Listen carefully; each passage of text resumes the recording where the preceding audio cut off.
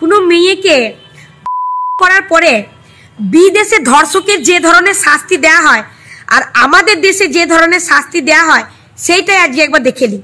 তা আমেরিকাতে কি করে, আমেরিকাতে ধর্ষিতার বয়স দেখে ধর্ষককে 30 বছর জেলে রেখে দেয়। আর চীনে কি করে, কোনো ট্রায়াল নাই, কোনো ট্রায়াল নাই, একবার মেডিকেল রিপোর্টের পরে মৃত্যুদণ্ড। তারপরে পোল্যান্ডে কি করে, হিংস্র বুনো শুয়োরের খাঁচাতে ধর্ষককে ঢুকিয়ে দিয়ে মৃত্যুদণ্ড। তারপরে আরবে কি করে, আরবে ধর্ষকের যতক্ষণ না মৃত্যু হয়, মানে শেষ নিঃশ্বাস ত্যাগ পর্যন্ত তাকে ইট পাটকের পাথর ছুঁড়ে তাকে মারা হয়, মানে যতক্ষণ না ততক্ষণ তাকে মারা হয়। আর তারপরে হচ্ছে কি, মঙ্গোলিয়াতে কি করে, ধর্ষিতার বাড়িতে মানে ধর্ষিতার পরিবারের হাতে ধর্ষককে তুলে দিয়ে মৃত্যুদণ্ড। আর আমাদের ভারতবর্ষে কি করা হয়, আমাদের ভারতবর্ষে করা হয় প্রতিবাদ, অনশন, তদন্ত, বোঝাপড়ার চেষ্টা, ধমক, হুমকি, মিডিয়ার মাধ্যমে আলোচনা সভা, রাজনীতি, তারপরে হচ্ছে ধর্ষিতার বাড়ির লোককে হুমকি, তারপরে হচ্ছে ধর্ষিতার চরিত্র নিয়ে গবেষণা, তারপরে হচ্ছে তোমার জামিনে মুক্তি, ফের ধর্ষণ। এই হচ্ছে আমাদের পশ্চিম বাংলা। বলেন তো কত সুন্দর বিচার।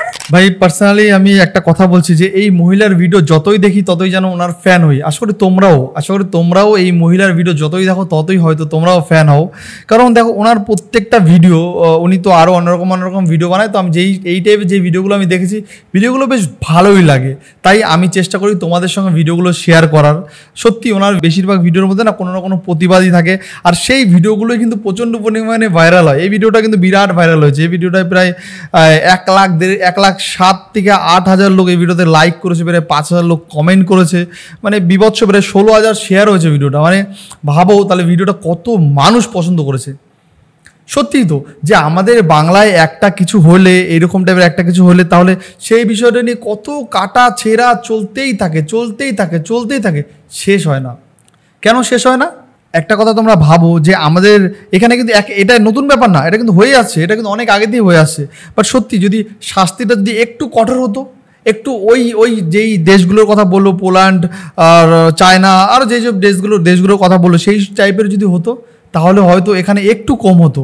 যাই হোক, যদিও ওইসব কিছু কিছু দেশে আবার এইসব তোমার খুব কমই হয়, কারণ ওইখানকার দেশে কিছু কিছু দেশে আছে তোমার ফ্রি থাকে, তো সেই জন্য কম হয়। তো যাই হোক, এই মহিলা যে কথাগুলো বলছে, কথাগুলো শুনে সত্যি যেমন ওনার বললাম না, ওনার প্রতিবাদ করার যে একটা ওনার স্টাইল, এই স্টাইলটা সত্যি মানে একটু লোকে কমেডিভাবে ওনাকে দেখেও, আর ওনার ভালো ফ্যান ফলোয়িং এখন হয়েছে, প্রায় 2 লাখের উপরে ফ্যান ফলোয়িং হয়ে গেছে। মানে প্রচুর লোক সোশ্যাল মিডিয়ায় ফ্যান ফলোয়িং বানাতে চায়, তো ফ্যান ফলোয়িং বানাতে গেলে তোমাকে জামা কাপড় খুলতে হবে না, জামা কাপড় না খুলেও ফ্যান ফলোয়িং বানানো যায়। দেখো ওনাকে দেখো মানে উনি কি সুন্দর একদম কস্টিউমে পরে শাড়ি পরে সুন্দর করে উনি এই টাইপের ভিডিও বানায়, সিঁদুর দিয়ে, বেশ ভালো লাগে, ওনাকে দেখতেও বেশ ভালো লাগে। কিন্তু ব্যাপারটা ওইটা না, ব্যাপারটা হলো যে উনি যে এই টাইপের ভিডিওগুলো করে, আশেপাশে লোক ওনাকে কিছু বলে না, বা আশেপাশে ওনার পার্শ্ববর্তী এলাকায় যেরকম নেতারা থাকে, উনি তো টিএমসিকে নিয়েও অনেক ভিডিও বানায়, মানে আমাদের নেত্রী মমতা ব্যানার্জিকেও নিয়ে, আমাদের প্রিয় নেত্রী মমতা ব্যানার্জিকে নিয়েও অনেক ভিডিও বানায়। সেই জায়গা দাঁড়িয়ে কি ওনার কোনো প্রবলেম হয় না? ওনার কি কোনো প্রবলেম হয় না? এটাই আমার জানার ইচ্ছা বা জিজ্ঞেস করার ইচ্ছা। বা যদি কখনো ওনার সঙ্গে কথা হয়, তো অবশ্যই এই কথাটা আমি জিজ্ঞেস করবো যে আপনার কি কোনোদিন প্রবলেম হয় না? যেহেতু আপনি এই টাইপের ভিডিও বানান, এখনকার মহিলারা তো ভাতা পেয়েই তো তাদের মুখ বন্ধ হয়ে যায়, এখনকার মহিলারা তো 1,000 টাকা পেয়েই তাদের মুখ বন্ধ হয়ে যায়। আপনি এই টাইপের প্রতিবাদ করেন কিভাবে? মানে আপনার শিরদাঁড়াটা সোজা আছে কিভাবে? আমার এটাই জানার ইচ্ছা যে আপনার শিরদাঁড়াটা সোজা আছে কিভাবে। দেখো শিরদাঁড়া সোজা এই রাজ্যের প্রচুর মহিলারই আছে, এখনো অবধি আছে, তবে এনার মতন এত সাহসিকত শিরদাঁড়া নেই। লক্ষ্মীর ভাণ্ডার যেটা ভাতা, ওই ভাতাটা কিন্তু হয়তো উনিও পায়, কিন্তু ব্যাপারটা হলো তাও ভাতা নেওয়ার পরে ওনার শিরদাঁড়া সোজা। আমি শুধু ভাবি সরকার ওনার ভাতাটা কেটে দেয়নি, তো বলে তো না এই মহিলাকে আর ভাতা দেওয়া যাবে না, কারণ এই মহিলা খাবে আমাদের, পড়বে আমাদের, আবার আমাদের নামে বাজে কথা বলবে, না একে দেওয়া যাবে না। একটা কথা বলি, মানে আমি একটা ভিডিও দেখেছি, সোশ্যাল মিডিয়ায় একটা ভিডিও দেখছি, এক মহিলা বলছে যে মমতা ব্যানার্জি উনি তো আমাদের ভগবান, এভাবে বলছে, উনি আমাদের ভগবান, লক্ষ্মীর ভাণ্ডার দিচ্ছে, কন্যাশ্রী দিচ্ছে, রূপশ্রী দিচ্ছে, আরও অনেক কিছু দিচ্ছে, আর বিজেপি ওনার তো মানে কথা বেরোচ্ছে না, কষ্ট হচ্ছে কথা বলতে। ওনা তো ঠাকুর রাস্তায় নামিয়ে নিয়ে আসে, কি বাজে ওনটা, এইরকমভাবে কথা বলছে। মানে আমি শুধু ভাবি কথা বলার ধরনটাই কি রকম ছিল। পৃথিবীতে প্রচুর রকমের লোক আছে, প্রচুর রকমের মহিলাও আছে, সেটা তো একদম অনেস্টলি, কিন্তু সব মহিলারা তো এই তোমার কিছু টাকা পেয়ে মুখটা বন্ধ করে রাখতে পারে না। এই রাজ্যে প্রচুর মহিলা আছে যারা প্রতিবাদী ঠিক এনার মতন, বাট এনার প্রতিবাদের ধরনটা একটু আলাদা। যদি ইনি হয়তো কোনো দল করে না, আমি মনে করি যে প্রতিবাদ করতে গেলে কোনো দল করা লাগে না, কোনো দল করা লাগে না টিএমসি করতে হবে, না বিজেপি করতে হবে। এরপর যদি কোনোদিনও বিজেপি বা অন্য কোনো দল ক্ষমতায় আসে, সেই সময় ঠিক এইরকমই প্রতিবাদ করুক এই রাজ্যের মানুষ, সেটাই চাই। তাহলে কি হবে, তাহলে যেই দলই ক্ষমতায় আসবে সেই দলের ক্ষমতায় যারা থাকবে তারা না এইরকম টাইপের কিছু করার কথা ভাববে না, কারণ তারাও জানবে যে না, আমরা যদি এরকম টাইপের কিছু করি তখন কিন্তু আমাদের নামেও কিন্তু মানে লোকে কিন্তু বলবে। তো তার থেকে বলে আমরা এরকম টাইপের করবো না। তো আমরা ক্ষমতায় টিকে থাকতে গেলে এরকম টাইপের একদমই কিছু করা যাবে না। সারা ইন্ডিয়ার মধ্যে ওনাদের মতন মহিলাদের খুবই দরকার, যারা সত্যের কথা বলে। সেজন্য তুমি টাকা দিয়েও কিনতে পারবে না, পয়সা দিয়েও কিনতে পারবে না, সত্যের কথা। অনেক লোক আছে না যে একটু কথা বলে একটু করে পরের দিন ঝান্ডা ধরে বসে থাকলো, ঠিক আছে, আর বলা যাবে না। এদের হাতে যদি একটা ঝান্ডা ধরিয়ে দেওয়া হয় তাহলে এই আমি তো এই পার্টিটা করি, এই পার্টির সম্বন্ধে কথা বলবো না বেশি, তার থেকে ভালো ভাই কোনো পার্টি না করাই ভালো। আমরা নিরপেক্ষই থাকতে চাই, যেখানে খারাপ দেবো। কালকে যদি সিপিএম ক্ষমতায় এসে যদি এরকম কিছু খারাপ করে, অবশ্যই সিপিএমের খারাপগুলো আমরা তুলে ধরবো। আর কালকে যদি বিজেপি এসে এটা করে, সেই বিজেপিরও খারাপগুলো আমরা তুলে ধরবো। তাহলে এটাই আমার মনে হয়, এটা হলেই রাজ্য এবং রাজ্যের মানুষ ভালো থাকবে। আর যদি মনে করো এই যে আমি ভিডিও বানাচ্ছি, অনেকে ভাবে হয়তো আমি বিজেপির হয়ে কথা বলছি, আমি নট বিজেপির হয়ে কোনো কথা বলছি, যেটা সত্যি সেটা সত্যি। এখন যেটা দরকার আমার সেটাই চাই, মানে সেটার হয়েই কথা বলছি আমি, ঠিক আছে। যদি কোনোদিনও দরকার প্রয়োজন পড়ে যে না এরা তো ঠিক করছে, তখন আমরা এদের বিপক্ষে কথা বলবো। বিপক্ষে মানে কি, সত্যের পক্ষে কথা বলবো। তখন এরা সত্যের বিপক্ষে চলে গেলে তখন তো আমাদের সত্যের পক্ষে থাকতে হবে, তাই তো। তো সেটাই আমার কোথাও জানি মনে হয় এই রাজ্যে যেই সিপিএম করুক, তৃণমূল করুক, বিজেপি করুক, যে যেটা করতে পারে সেটা তার পার্সোনাল ব্যক্তিগত ব্যাপার। কিন্তু তার বাইরেও একটা কথা আছে কি, যে পার্টিটা পার্টির মতনই করো, কিন্তু সত্য যেটা রাজ্যে যেটা সব হচ্ছে সেই সব নিয়ে একটু আওয়াজ করা, একটু আওয়াজ তোলা অবশ্যই দরকার। আমার এটা মনে হয় যে একটু আওয়াজ তোলা অবশ্যই দরকার। তাহলে কি হবে, তাহলে যারা এইরকম টাইপের কাজকর্ম করার চেষ্টা করছে বা করছে, যারা ভাবছে করবো, তো তারা হয়তো এইটা করা বন্ধ করে দেবে। এটা আমার কেন জানি মনে হয় তারা হয়তো এইটা করবে না বা এইটা করা বন্ধ করে দেবে। যাই হোক বন্ধুরা, তোমরা এই ভিডিওটা দেখলে, ভিডিওটা কেমন লাগলো সেটা অবশ্যই তোমরা কমেন্ট বক্সে জানিও। তবে আমি এই ভিডিওর কিছু কমেন্ট তোমাদেরকে পড়ে দেখাই যে কমেন্ট কি করছে মানুষ।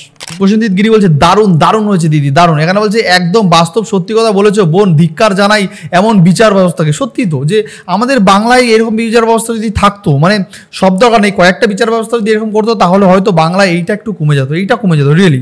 এই মহিলারও বিপক্ষে গিয়ে আমি একটা কথা বলতে চাই, যেটা হয়তো অনেকের হজম হবে না শুনে। দেখো, বেশিরভাগ ক্ষেত্রে দেখা যায় কি, এই ধর্ষণের পিছনে বেশিরভাগ সব ক্ষেত্রে না, বেশিরভাগ ক্ষেত্রে মেয়েদেরও দোষ থাকে, একদম অনেস্টলি মেয়েদের দোষ থাকে। এটা অনেকে জানি বিশ্বাস করতে চাইবে না, অনেকে ভাববে দেখো মেয়ে মানুষ বলেই যে সবসময় ছেলেদের দোষ, তা না। অনেক সময় কিন্তু ছেলেরাও ফেসে যায়, ওটা না করেও ফেসে যায়। ছেলেরা দর্শন না করেও প্রচুর জায়গায় প্রচুর সময় ফেসে যায়, প্রচুর সময় কিন্তু মেয়েদেরও দোষ থাকে। সবসময় যে একেবারে ছেলেরা খারাপ হয় সেটা না। মনে করো একটা লাড্ডু, আমি ছেলেটাকে দেখে প্রলোভন দেখে মনে করো কোনো রকম ওকে রোজ দেখে একটা এক্সাম্পল দিচ্ছি, ছেলেটাকে যখন একদম গাছের মধ্যে তুলে দেয়, আর যখন ছেলেটাকে যদি কিছু করে, তখন মেয়েরা সেই ফায়দা নেওয়ার জন্য বা টাকার লোভে বা বিভিন্ন, এখন তো প্রচুর টাকার লোভে মানুষ অনেক কিছু করে, টাকার লোভে দেখা গেলো ছেলেটার নামে একটা কেস দিয়ে দিল। এরকমই হচ্ছে বর্তমানে, এরকমই হচ্ছে ভাই বেশিরভাগ। এই ক্ষেত্রে কি বলতো, কিছু বলবো না ছেলেদের দোষ নেই, কিন্তু এটাও সত্যি কথা যে কিছু ছেলেদের জন্য বেশিরভাগ ছেলে বদনামিত হয়। কিন্তু এটাও সত্যি কথা যে এই যে ধর্ষকের পিছনে প্রচুর ক্ষেত্রে দেখা যাচ্ছে যে অনেক ক্ষেত্রে মেয়েদেরও দোষ থাকে। মানে সরকারের জন্য মেয়েদের আইন এতটা বেশি, তাই জন্য কিন্তু মেয়েরা এই ধর্ষকের নাম করে অনেক ছেলেদের জীবন নষ্ট করে, অনেক ছেলেদের লাইফ শেষ করে দেয়, অনেক ছেলেদের কেরিয়ার শেষ করে দেয়, অনেক ছেলেকে জেল খাটায়, অনেক কিছু করে, ঠিক আছে। এটাও কিন্তু একটা বাস্তব সত্যি কথা যে এর নাম করে কিন্তু প্রচুর মেয়েরা এটার ফায়দাও তোলে, একদম ফায়দা তোলে। আমি আরেকটা দুটো কমেন্ট পড়ে দেখাই তোমাদেরকে। এখানে যে রাখি দেবনাথ বলছে, খুব সুন্দর বলেছো, একটি দারুণ ভিডিও দিদি, একদম ঠিক কথা বলেছো দিদি ভাই, ঠিক আছে। দেখো আরো কি লিখছে এখানে, যে অসাধারণ বলেছো দিদি ভাই, দিদি লাভ ইউ, অসাধারণ দিদি ভাই। বিভিন্ন লোক বিভিন্ন রকম করেছে, দিদি ভাই নমস্কার, আপনার পাশে আছি। দেখেছো, সবাই কিন্তু কমেন্ট করেছে, পাশে আগে পিছিয়ে সবাই থাকতে চাইছে। বাট এটাও সত্যি কথা যে এই রাজ্যে কিন্তু এইদিকেও ভাবা দরকার যে এই রাজ্যে প্রচুর ছেলে প্রতারিত হচ্ছে, মানে ধর্ষণ না করেও, মানে কিছু না করেও প্রচুর ছেলে প্রতারিত হচ্ছে দিনের পর দিন, তাদের কেউ দেখার নেই, একদম বাস্তব কথা, তাদের কেউ দেখার নেই। যাই বন্ধুরা, তো তোমাদের মতামত তোমরা অবশ্যই কমেন্ট বক্সে জানিও। আজকে ভিডিও আমি এখানে শেষ করলাম। এই ভিডিওতে আমি লাইকটা রাখছি মাত্র 200 লাইক আর 100 কমেন্ট করে তোমরা ভিডিওর পাশে থাকো। নেক্সট আবার দেখা হচ্ছে ঠিক 2 ঘন্টা পর, তোমরা কোথাও যেও না, খুব তাদের 2 ঘন্টা পর দেখা হচ্ছে। আজকে শেষ করছি, বাই বাই বন্ধুরা।